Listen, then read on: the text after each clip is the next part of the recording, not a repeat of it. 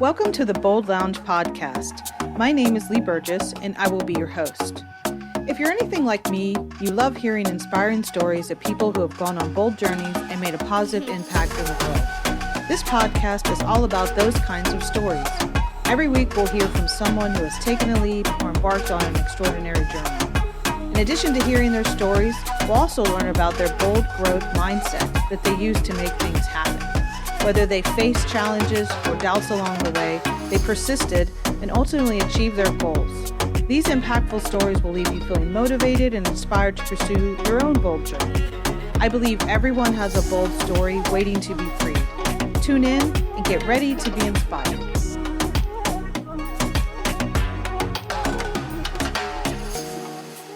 Welcome to the Bold Lounge. Today I have Elisa Haggarty. Very excited to introduce all the listeners to her. She is a organizational consultant, a conscious leadership coach, and the podcast host of the School of Unlearning. Nice to meet you. Thanks, Lee, for having me. I'm really excited to be here and I have some bold stories to share. So I love that you reached out.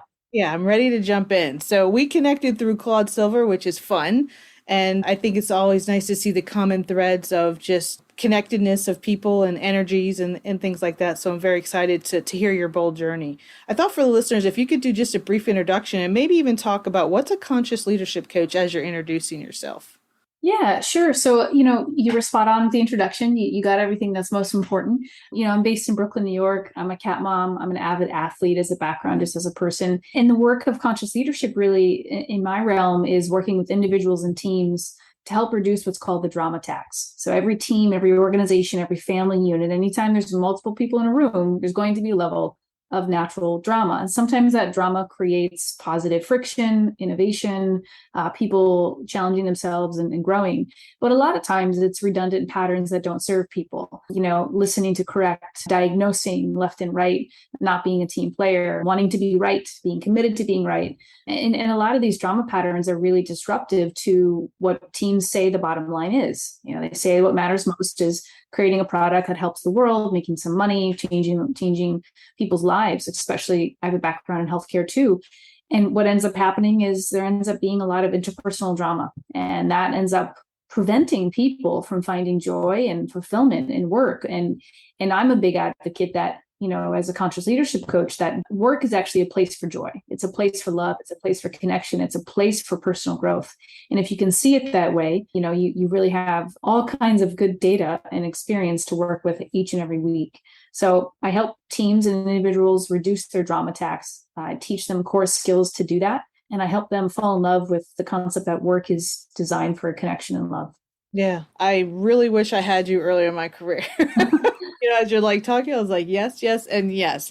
So much drama in our lives, personal and professional, where it can pop up. And sometimes it gets in the way of everything. It gets in the way of your opportunities, your success, your relationships, your communication. Can't wait to dig into this with you and your expertise. For sure. So I'd love to start off with the question of your definition of bold. And you've got some bold stories that I can't wait to hear. How would you define bold? It's not so much in a single word or a phrase. When I think of bold, I think of arms being big. I think of movement. I think of jumping up and down. I think of mobilization. I think of everything opposite of staying stuck and stale and recycled energy. So I think of it as newness, as a strategic choice to do something different. That's what I would see bold as. Yeah, as you were talking, I was just visualizing movement, it's big, it's broad, it's not one thing, and it's moving forward. For sure. A great definition. So in your life, when was the first time you felt bold? I think there's many times, but I think anytime I grew up playing basketball in the streets of New Jersey and growing up as the youngest of 7 kids. And I think anytime I would assert myself with my voice and want to play in the game, play against the guys, play against the bigger people, I was making a bold choice through words and through my actions. I'm a whopping 5'4", $130 sopping wet. I'm pretty tiny in the scope of sports, but I had a big, bold energy about me.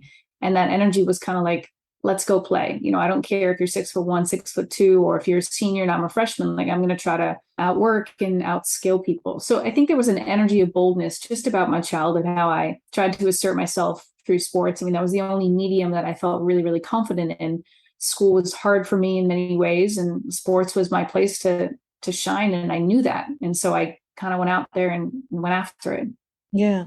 I have a similarity in a sense of like sport became my way of like feeling like I could be totally me Mm-hmm. and I could be free. And we didn't have a lot of girls' sports when I was growing up. So, like, if I wanted to play, I had to play on the guys' team. I had to be on the boys' soccer team, for example. Started playing soccer in second grade. But man, I just loved it. It was just like I could totally just be me and let it out. And just the motion and being out there was just very freeing. And so I think, I kept at that, through high school and school, even when I was going, wasn't, middle school and high school can have its rough moments. Now I don't know if I'd even survive with the social media stuff that goes on. But Right. even as an Right. adult, sometimes you don't know if you're going to survive with the social. But I think, it's just, I love that as an outlet and being able to have that movement, not only literally, but figuratively. So some similarities there for sure. So as you kind of went throughout your life and ended up kind of where you are actually a leadership coach, you help organizations really move the needle and understand kind of, is it like almost the ramifications of the drama? Or how does someone who doesn't even think they have drama identify that they have drama? Well, it's a little bit of education. It's a little bit of understanding pain points. It's asking people what are the things that keep happening that frustrate you, that you wish you could, get off your list. You wish you could make three wishes and these issues will go away. It's with a little bit of detective work, people start to see things that are creating dramatic energy in their organization. And again, I would say it's things that we don't really think. It's meetings after the meetings, because they're inefficient, because people don't know how to speak up and say what they need in the meeting because they're scared. It's gossip, which is, you can define it as ill intent. And I wouldn't say it the same way to you as if I said it to someone else. So, not having the courage to give candid feedback can turn into a lot of gossip behind the scenes. And that, again, will be there in some way. But I find a lot of times this happens more often than we want it to. Other forms of drama are procrastination and staying small and not asking for that raise or the right project or the right equipment to do your job. I mean, or, feeling like a victim, like you're powerless, like, oh, the people at the top make the decisions. I can't do anything, hands tied kind of thing. That's a form of victim consciousness, and that's a form of drama. And that takes up a lot of mental real estate. And we expect healthcare companies, teams, organizations to come up with innovative ideas that progress humanity. And yet all of us are generally behind our desk for hours at a time throughout the week, feeling at the effect of blaming, gossiping, feeling a little bit like frustrated, not happy. There's very few employees who I talk to who are in flow the majority of their day. Most people struggle, quite understandably, with the interpersonal elements of these soft skills that are all the buzz these days. And I find that once you just have a conversation with people are like, oh, there's a lot of that for me in my life, and I actually would want less, and then it's helping people imagine what's possible if they were to just reduce, the drama in their lives and their workplace and their organizational relationships by 20%. What's possible? How much more joy and connection could exist that way? Yeah, I bet there's a lot of head nodding wherever someone's listening right now. For sure. Yeah. I'm thinking of examples. So one thing I was thinking about, there has to be the type of environment that exists within organizations where no drama can actually grow, right? So it can't actually percolate or, and if it does pop up, it gets kind of cushioned down, nicely and kindly, but it doesn't get to grow. So what does an organization look like that doesn't have that ability to actually create or have drama live on?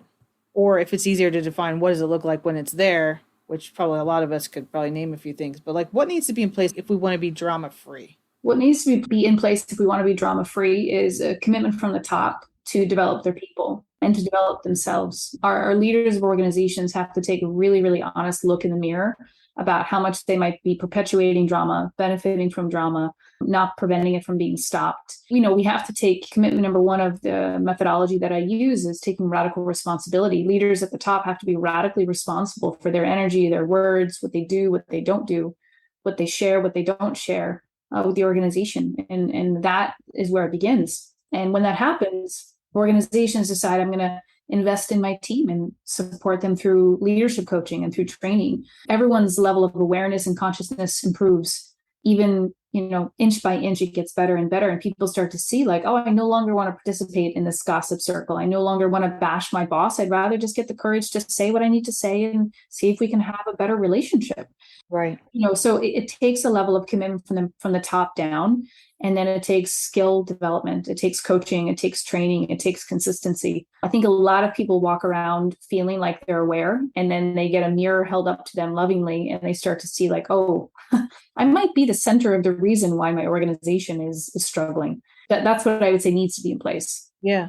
Or you come into an organization where you aren't a drama person, or, it's not in your nature, but you come into an organization where it's the norm. Yeah. I remember I came into an organization once, and I'm fairly bold, I'm outspoken, I'm going to stand up for the little person, and, the person that doesn't have a voice. And a lot of my bold moves, I think, are around that, when it comes to our patients and making things right and at the highest levels of quality, those types of things.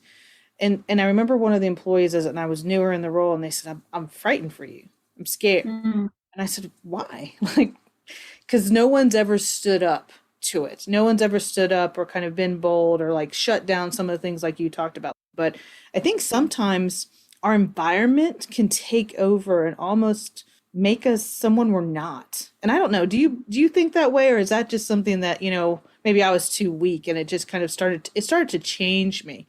And not that I gossiped or anything like that, but like I became a little bit more reticent to speak out towards the end of my role. And I became a little bit more reticent to be bold. And that's when I knew I needed to go. Yeah. And I did make that move. But I mean, do you feel like it's something that we just need to constantly be aware of so that we don't let it overtake us? Yeah, I think that we're products of our environment, and I think you put anybody, you catch me in 4 hours at a play in New York City, I'm going to have a different energy about me. Catch me next when I'm playing basketball, I'm going to have different energy about me. We all adapt to the rooms that we enter. In some ways, really adaptive, productive ways. In other ways, we play small. We adopt what's called the herd mentality, and we stop owning our voice. And we, again, we want to fit in. If you think about our primal instinct, it's to belong at the table, and have a voice at the table. And if we fear that speaking up or asking for more resources or giving candid feedback to our boss would result in punishment, then we're going to stay quiet. That's a natural response for some people. And I would say staying quiet is a form of drama. I mean, it's festering, it's withholding, it's not being, generous with the intention that the other person could receive it well. That's a form of drama too.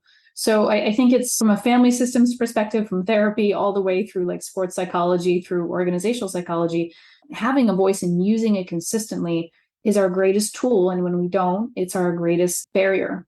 Yeah. So how did you end up kind of in the role? Did you say I'm always going to be a conscious leadership coach as you went through college and kind of got to where you are? No, the background I think is that, I've been doing this work pretty actively in-house, and then now as a consultant for the last 4 years. When I first graduated college, I was a high school English teacher, and I thought that I would be teaching English forever, teach literature, coach basketball, have a good life, summers off. I mean, I didn't have any concept of what an entrepreneur was or what healthcare was. I just thought that's what I would do. And I was 22, I got into a pretty bad car accident and had a bad concussion. And that resulted in a lot of depression and anxiety where I hadn't experienced that. And so, Western medicine said, okay, we're going to put you on medication for the rest of your life kind of thing, just keep upping the medication dosages. And I was depressed. I was stable, but just depressed. And I remember feeling really neglected by Western medicine, that there was no other intervention. There was no other questioning. There was no other support. It was just see a therapist and take a pill. And while I think that can be life-saving and supporting for many, many people, and for me, it served a role, there was not a comprehensive medical plan for me. I was 22 and I was still eating fruit roll-ups for breakfast. I had no sense of mind-body connection. I had no sense of food and mood and meditation and spirituality. And so what I did, actually, one of my first big life bold moves, was I went out there and I questioned the prescription that was given to me. I kept taking what was given to me, but I started to supplement and say, I'm going to meditate. I'm going to start reading books about equanimity and how to train the mind, because I wasn't getting that from Western medicine. I was just being told to take a pill. And so I felt like that was a huge form of neglect. And I still would advocate that that's not comprehensive. That's not personalized care. And so that really, frankly, pissed me off and broke my heart. And I remember thinking, if this is happening to me at 22 in a pretty affluent area, how many people are just being numbed? And no one really taught me how to use my emotions as data. No one really taught me how to somatically move through things. I had to go out and research that all and figure it out. So at 22, that's what started the pivot in my career. I ended up teaching for a bit, but I started on the side going to school for nutrition at night. I started taking meditation classes and going to week-long experiences, silent retreats to learn how to work with the mind. And that led me to about 10 years in nutrition and healthcare. So I ran my own company for many years. I coached people, consulted people on how to improve their diet and their mindset so that they could live a life that felt joyful and felt empowered. And then I spent the last 5 years of that career at a medical startup where I wore many different hats, including, health coach, nutritionist, but also learning and development and corporate people development. So I started to move away from food and into like developing thought leaders and developing psychological safety and developing soft skills so that people could sit at the table in meetings and feel confident. So it was one of those things where it was just like following the breadcrumbs. I think when I look back on my life, most of my life has been surviving something that's been really challenging and then, finding tools and skills to help me do that and then teaching other people those things. So it's been just very organic. It's not been planned at all. Yeah. And that's kind of the cool part, right? Like where I am now, I've never would have planned it. And I didn't even Right. consider myself an entrepreneur, but I think I have been entrepreneurial. Like I think every now and then when I would get in trouble for like pushing too much on mediocrity or wanting to innovate faster or be more agile, like I wouldn't have been able to even tell you that this is where I would be right now. And I think No, that's no good. idea. Yeah, good for the listeners to understand too, because a lot of us are planners and like we have this plan for our life or a plan of how something's going to go. And, I don't know what the percentage is, but a lot of the time it doesn't go as planned. Yeah. So I think, but it's embracing that, right? It's embracing the detour or usually something that's you're overcoming or working through or stepping through or learning through, right? Totally. That's the fun part of it. I think developing the emotional confidence to be able to do that and to be agile and to pivot. I mean, some of the best moments of my life and turning points in my life from a business perspective have been when I pivoted. And I was like, well, that's not working. Let's go this way. Um, so that's what makes it fun. Yeah. So I think some of the things you talk about, like being in flow, and I've seen this a lot on posts and things like that recently. What does that mean? Like to you, like what does being in flow mean? Kind of just means that time goes out the window and you could keep doing that thing for some time and you're not checking your phone. You're just completely immersed in whatever's happening. Whatever you're doing is compelling. It's got your interest. You're able to have focus in two places, outward and inward. We would call that essence pacing. So I can, if I'm in flow, maybe in the kitchen, I'm able to cut the carrots and cut the vegetables in a rhythm and a pace where I'm smelling everything. There's an aromatic experience and I'm aware of my breath and my thoughts. I'm not lost one place and one place else. So to me, flow is something that you love. Time goes out the window and you can be fully present with it. Yeah. And would you say like if you're not in flow, there's indicators? What are like the alerts for us as human beings when we're not in flow? Are there any that you can think of? Yeah, forms of drama, forms of resistance and friction, And I will say too, it's really important for us to know from like a neurochemical perspective that friction within learning is an important milestone. The brain needs a little bit of friction to move through tough learning acquisition moments, skill acquisition moments. That's a part of the learning process that we actually need to celebrate a bit more. That's when synapses and neurons form, is moving through that friction and completing the task. But I think when there's repetitive patterns of drama, when our energy dips really low, when we feel powerless, when we start to get into the sort of the triangle of blaming and maybe shaming, or just having an energy about us that is like we don't even want to be friends with ourselves. Like like you get to those moments where like, oh, like I need to shake things up. I think those are moments where you need to kind of check, what am I doing and am I aligned with what I'm doing? Is what I'm doing congruent with my values in life? And I think generally, if you're congruent and aligned with your values in life, there's going to be more ease than there's going to be resistance and threat. Yeah. And there's a connectedness to our health, right? And I'm very open about this, like way out of flow. So when I moved here and I got really into my work and working head down all the time, I gained 50 pounds, which I'm working to lose. And like I would definitely say I was out of flow. I wasn't sleeping well. I would get irritated easily. Now identify myself as being burnt out when I left corporate, but I wasn't, we didn't, I don't think called it that in 2020, 2019 as much as we are recognizing it now. But do you think there's connectedness to being out of flow with our health Oh, for sure. I mean, I think that when you think about burnout, which is now like a clinical diagnosis, yeah, for sure. It's like it's one of the things that, the body doesn't lie. The body will always let you know when things are out of balance. The body will always let you know if your blood sugar is low, if you're having a headache. I mean, we think about in medicine and science, it's just that these are signals. These are just ways of your body communicating to you. And I think as a society, especially in corporate America, we've become so numb to these signs and symptoms. We've just started to think it's part of what has to happen in a fast-paced work environment, high growth work environment. That doesn't have to be synonymous, but I think we as people, we have to be radically responsive and responsible to our bodies and our minds. And when we have anxiety, depression, maybe weight gain, or sort of different symptoms that might come up, we have to just peek under the roof and be curious and like tend to this body. We're not robots. We're designed to be rhythmically working, like 20 minutes on, 20 minutes off. Like we're designed to be rhythmic. And I think that we're trained to be robotic, and we have to break. Yeah. I definitely think that also connects to unlearning, which is really that you have a podcast called The School of Unlearning. But I think there were things just using the word unlearn that after I left, I was like, I have to stop doing that. I'm noticing it and being conscious of it. And that was Yeah. the like first steps, like just being conscious of like, whoa, why did I think that? Why did I react that way? Why did I need to whatever, eat an Yeah. Oreo, whatever it may be. Mhm. you know, Oreos happen sometimes. They come up. yeah, true. I'm not, I'm definitely not bashing the Oreos, but like what was that moment? And this, I think it was like big for me that I took some time, and big for me meaning like I actually gave myself time. I actually cared for me, and That's wanted to good. take time to rebuild it. But I think it's important for people to know like you can't have this conflict or this lack of flow professionally and not have it connect in some way to what's happening to you personally, or your health or your mindset. And so I think sometimes we think, okay, that's work and this is home, and I'll do my best to keep them disconnected. But I think it's very difficult to do that. It's pretty impossible. I think everything's connected. That's the vibe. Yeah. So when we're unlearning, tell me a little bit about your podcast in the sense of what have you learned from the folks who have come on, or what do you hope people learn from listening to the School of Unlearning? Well, it's been a really interesting journey. I've had some incredible people on, ESPN analyst Claude Silver, who's the chief heart officer at VaynerMedia.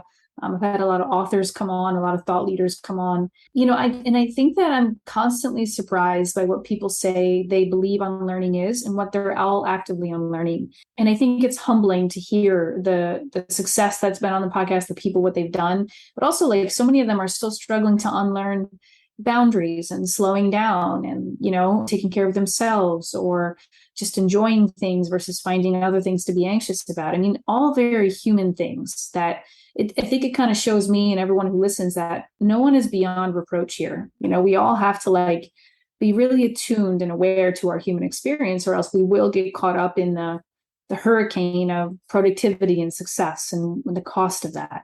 And what I think what's been interesting is a few people said a few things that I thought was great. Kate Fagan, she's an author and former ESPN analyst. She said unlearning is basically like if I can unlearn just something by degrees, like 20%, that's a big thing for me. I can't maybe shift it all the way, but if I can reorient myself around a concept or a construct, even just by a little bit, that's a big win. Claude Silver said unlearning is understanding that everybody and everything is a teacher. And I love that. Oh, that's cool. Yeah. So I get all these cool definitions from people, and it's expanded my own sense of the podcast that I started, which is kind of fun.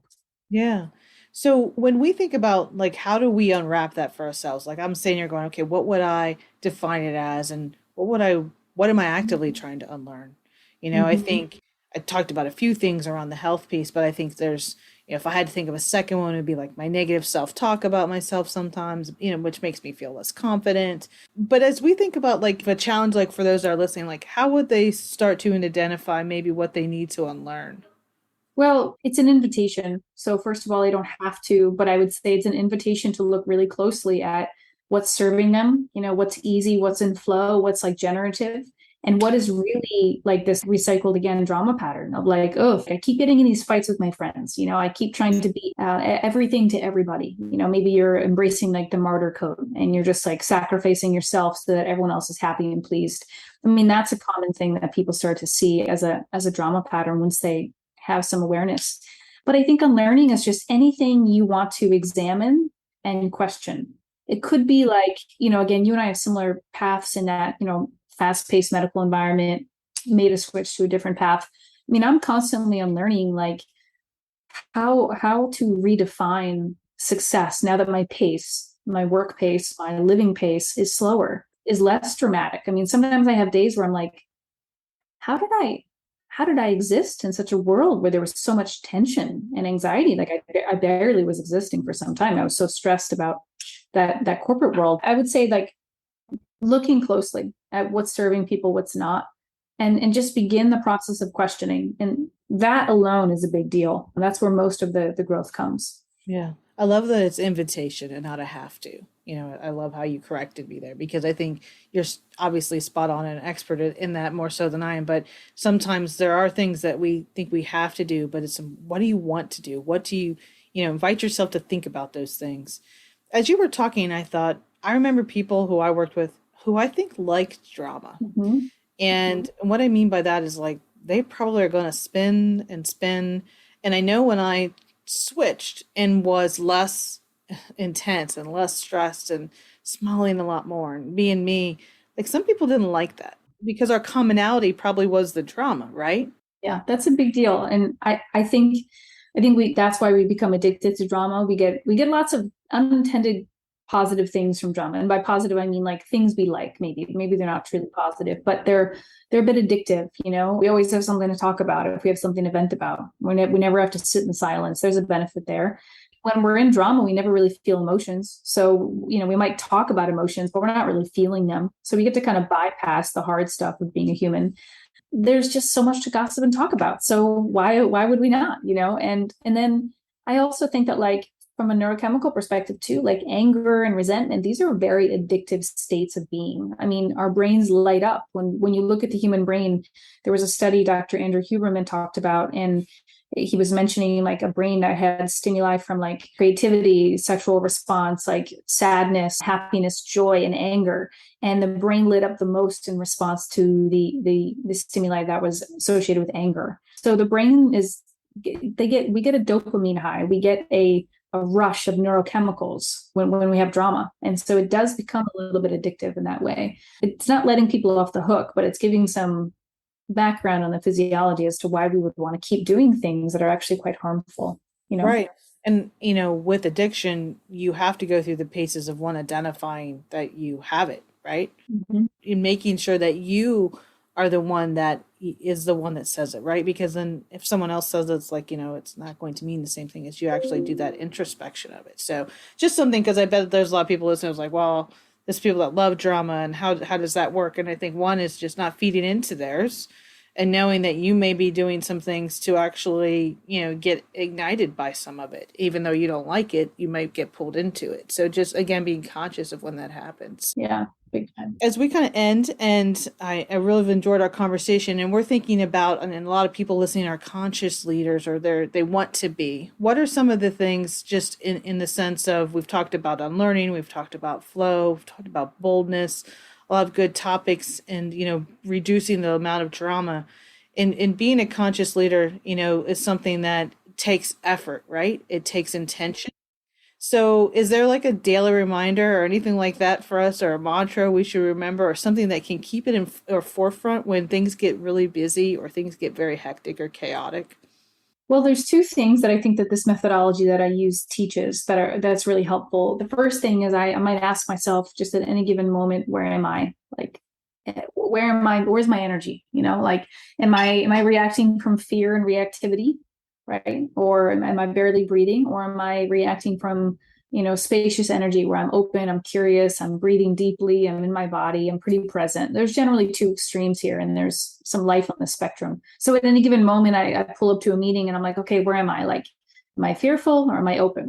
I pull up to a friend, hang out, and I think, okay, am I Where am I? Am I fearful or am I open? I just kind of ask myself a question to orient myself with my energy and my consciousness. I think we have to do that probably dozens of times a day to develop the muscle of awareness that there. And I think the other part of the question was, what are the ways? Well, one of the things I do, which is part of, again, what the methodology teaches, which I live it pretty much every single day as much as I can.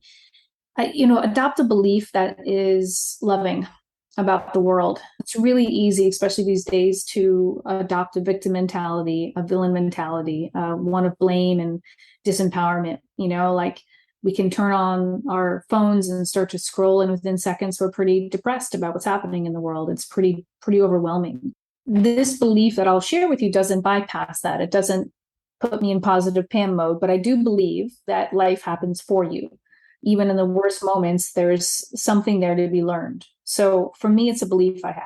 Contract falls through, clients don't renew, my landlord gets mad about something. Life things happen every day. And I have to believe that there's something there to learn.